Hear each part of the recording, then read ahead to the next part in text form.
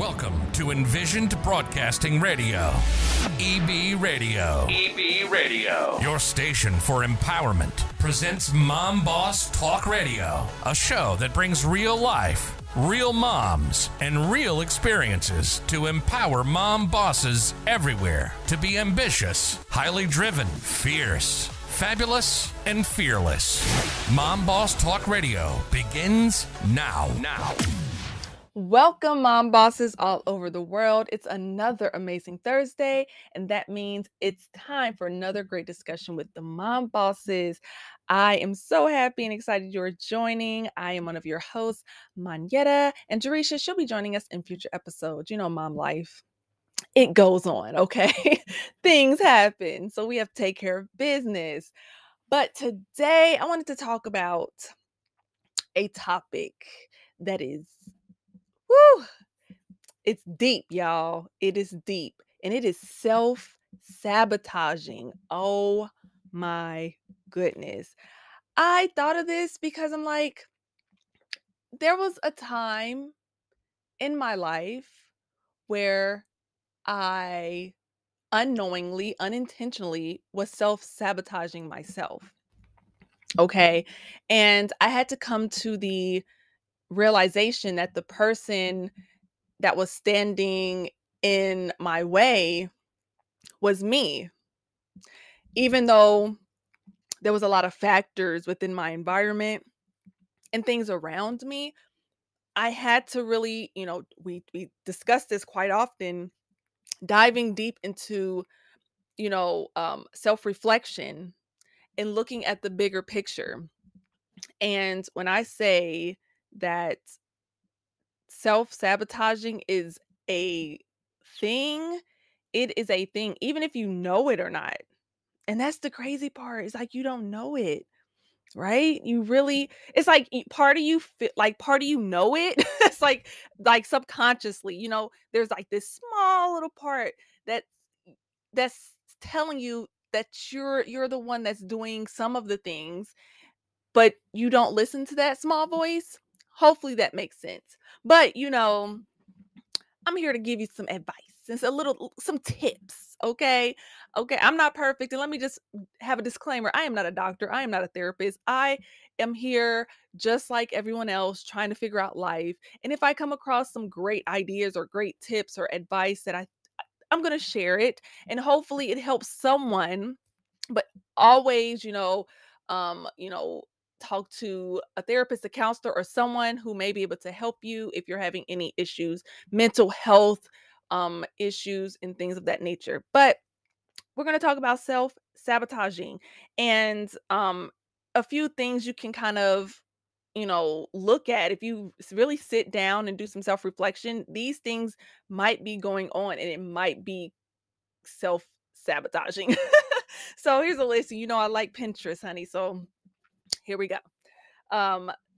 So not asking for help, that could be a form of self-sabotaging. And I feel like I feel like I have that habit of not asking for help. Especially like if you have had experiences in the past of asking and those individuals, treated those situations so negatively or they were very toxic just for you asking, it kind of puts a bad taste in your mouth. And moving forward, you know, you find great people that you're starting to build a great community around you and you're still afraid to ask for help. I feel like that's slightly like a way of kind of working against you because you don't know everything and everybody doesn't know everything. So reaching out and talking to people who know certain things can definitely help you elevate and to grow. But if you're afraid to not, if you're not going to ask, it could be a problem. Okay? You want to grow and asking for help. It's okay to ask for help. Okay, and I understand, past experiences of asking other people and it may not have went the way that you wanted. But we have to heal, and that's a big thing. And I'm speaking from experiences. I'm in the process of healing, and I'm in the process of being okay for asking for help. And it's very hard. It's very, very hard when you're used to doing things on your own. Um, but that's one, okay? That's one. And there's another one that I don't know why, and I'm still trying to figure out why. Rejecting praise, not accepting like compliments and things like that. It's so cringy for me. I don't know why. Um, and I'm like, and I am a type of personality is like I love like I have a huge personality. I don't mind being in the spotlight when needed. But when it comes to like someone complimenting me or you know, um, praising me for something, I become really small and I kind of shy away from it and I don't know why. So that's another, trauma thing that I have to figure out.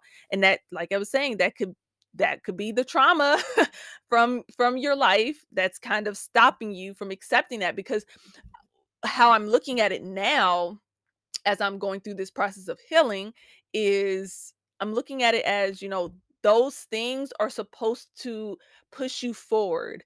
The praise, the compliments is because you did amazing. You did a great job. And, everyone else sees it but you. And that is a problem. So that's something that's deep within that you definitely have to work on. Um, yeah, even with, I'm in the process of doing like I've been doing this for a while, but doing affirmations, speaking great highly of myself to myself to build that confidence of being able to receive compliments and receive praise. And and it's crazy because I love to praise people. I love to compliment people. I love it, because I always see it as, give people flowers, like, especially if they do great things or if they look amazing or they're trying something new, you want to make sure that they feel uplifted. And guess what, you should feel the same way too. So that's something else that if you're going or experiencing that, you definitely want to try to heal from that. You'll feel so much better. I promise you, you will feel so much better working on that. Here's another one: isolating yourself when hurt. I think I'm all on this list, okay? I think it's all me. It's all me, okay? I'm working on it. I'm one person. I mean, it's years of trauma I'm trying to fix. But isolating yourself when you're hurt. Okay, so I think there has to be a distinction, right? So isolating yourself and giving yourself time away from people just to kind of get yourself together, I think it's two totally different things. It's like I feel like when you're isolating yourself, you're not communicating why you're hurt. And so other people may not know why you're hurt. And so you're kind of in your own bubble of hurt. And no one can read your mind. Okay? No one can read your mind. They're not mind readers. And for you just to kind of isolate yourself and not really present why you feel how you feel is not going to help any situation. So I definitely am guilty of that. And I am working on it. I am trying to be more open in communication and, letting my feelings be known, because it could be just a misunderstanding. And that could definitely, save so much time when it comes to, isolating. You don't have to isolate as long. um, oh, here's another one: saying yes to everything. Now, baby, I've changed that. Okay, because I will say no in a heartbeat.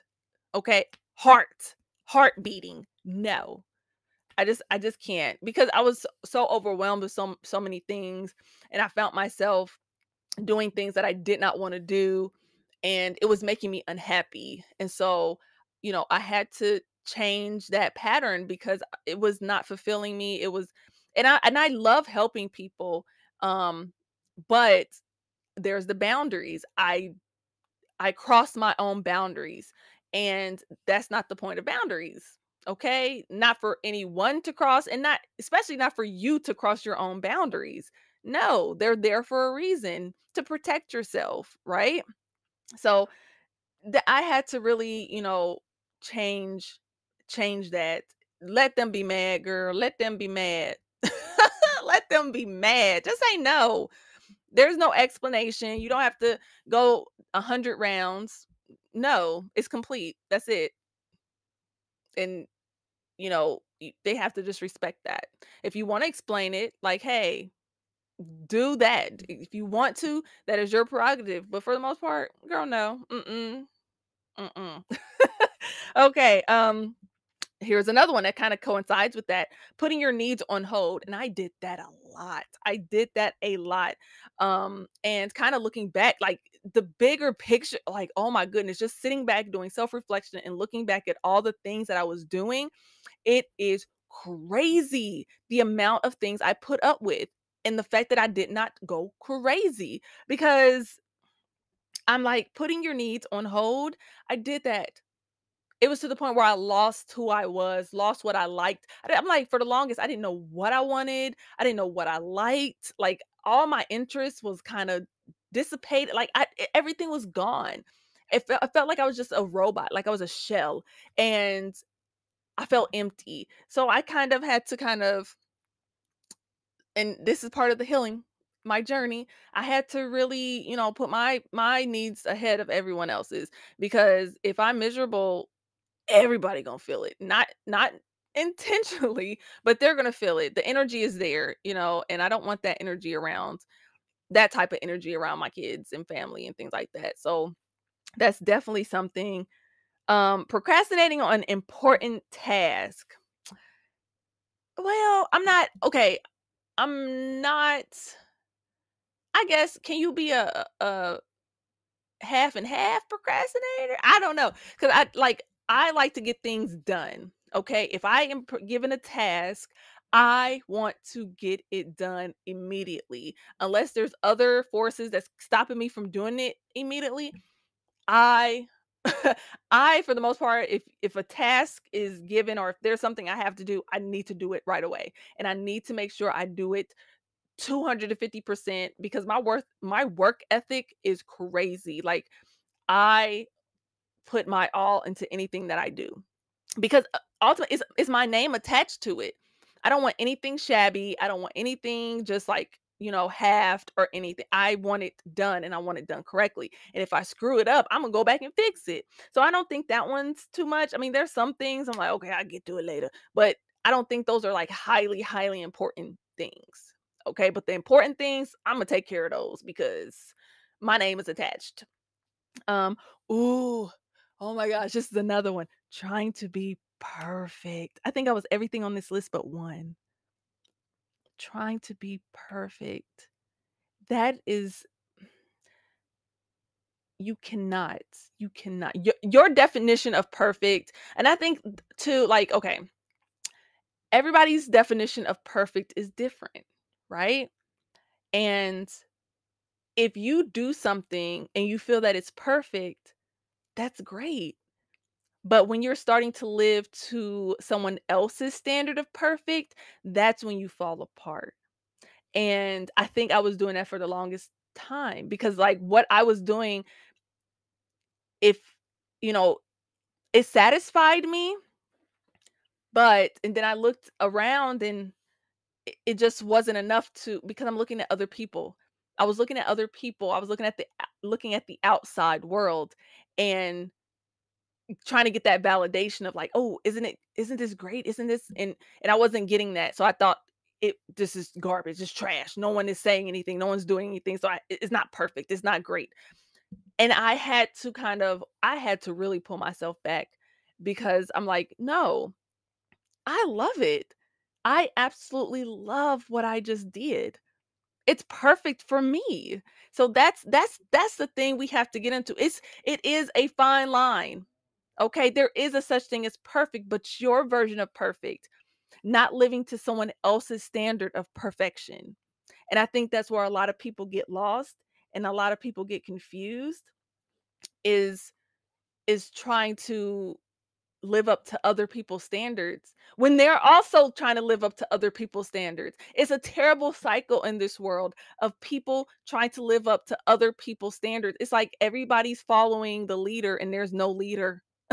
It's like you're going in circles because you're thinking, it's crazy. It's crazy how my mind works and think of the world because that's how I see it. I'm visualizing it as I speak. It's crazy. But also, okay, on top of those, things that you could notice that could be, self-sabotaging to yourself, there's also I found this on Pinterest, of course. And it is from a post um the again, I don't know if this is like a website. Well, yes, it's a website. It's from emotionalbodymapping.com. Okay. And it says 5 strategies to stop self sabotaging behavior. Now, I'm going to say this once again. Okay. This is to your own discretion. I just thought these tips these were very, how can I put it? These were pretty good. These are pretty good tips and strategies. You don't have to follow them, but I just wanted to share it just in case someone may find it interesting. Um, and it's basically like learn these 5 strategies and you will be able to deflect and divert your natural temptations to conquer your dreams and intentions. Okay, so the first one is change is a process, it takes time. If you slowly build on something, it becomes less overwhelming and you will have a tendency to commit to the process more and readily and easily. So, of course, we know change is a process and it definitely takes time. It's just don't watch the time, right? Watch the growth, like watch the progression because I think people get so fixated with time that they try to fit so much in and they neglect the details. It's a process. It's definitely a process. I've been working on this for years and I'm slowly getting to a point where it's like, okay, this makes sense. Okay, now I know why I did X, Y, and Z, right? Okay. So here's the second one that may be some help to someone. Okay. Even if you slip up, that doesn't mean you are starting all over again. You always have many paths you can take. The difference when committing to a new path versus staying in the old path is you now know more than one route to take that can get you where you want to go. Oh, I love that. I love that because you always think of like old versus new and not realizing that it's just another way. It's just another way. Okay? It's like you needed to get through that old route to get to the new route. So you're just basically it's like if you're on Google Maps, you have to go a certain way to get to the streets that you're trying to get to.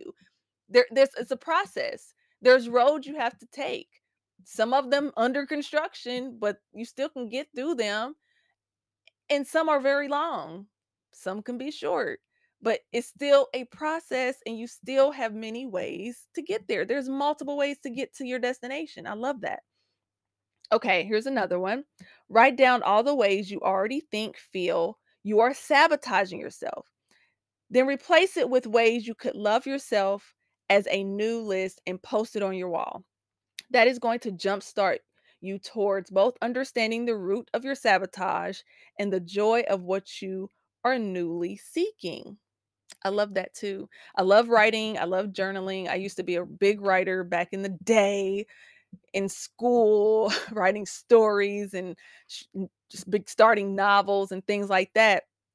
And I'm like writing down writing down your old and writing down your new so you can compare lists so you can compare what you're currently going through and what you're trying to get to. That goes back to the road.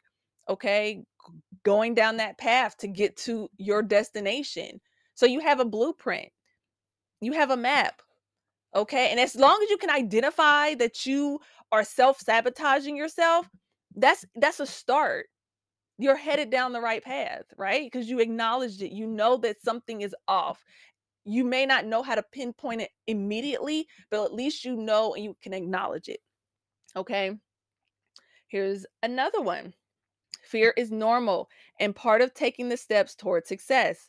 It is also this fear that is driving you to understand your desires in life. And it is your fear that is reminding you that you are strong in taking the risks for your happiness. Yes, fear is one crazy, crazy thing, right? Fear can scare you to stop, or fear can jumpstart you and push you because now you want to get away from fear. It could definitely be utilized as a tool. And I really, something, and to be completely honest, I never really thought about it that way. You know, I never thought of fear being the battery. Okay, I never thought of fear being the battery to, like, just to go. Like, I can be driven by fear. That's absolutely amazing, and I never really thought about it that way, but I will definitely start incorporating that into my life. Um, and here's the last one. Don't put all the pressure on yourself. Stop freaking saying should. Hmm. That's what it says. That's how it's spelled and everything. It is to your benefit to replace these words with serves, could, it's, possible, and benefit. If we look at some of our tasks in our life as possibilities, we then start treating them as joys in our life again versus chores and obligations. I am definitely trying to change my vocabulary. I'm trying to make it more present, me being more aware, trying to take all the negative vocabulary out of my day to day, trying to replace it with positive affirmations and things like that. I think it's very important that we're, not treating change as a chore, right? It's like, I know it can be difficult for some, but I don't want, for me personally, I don't want to look at everything that I'm doing as I have no choice, because I will definitely get burnt out extremely quickly when I have that mentality. When it's like I have no other choice.